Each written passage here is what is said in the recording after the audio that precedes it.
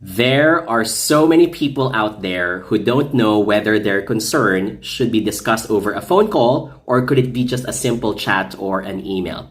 So 3 tips on how you can determine whether you should make a phone call or should you send it instead over text. Number 1, if it's something so urgent that it will cost you your life, or it's something that's about to explode, don't wait to send an email or wait for someone's text reply. Please make a phone call. Number 2, if the topic is so complicated that you're going around circles and you can't make any decision over email because explaining it over text is just going to take more time, then do it over a real-time conversation via a phone call.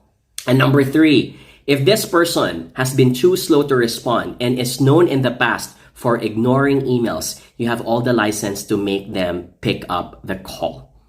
The ability to succeed is dependent on your ability to determine whether you should make a phone call, a video call, or an email, or a chat.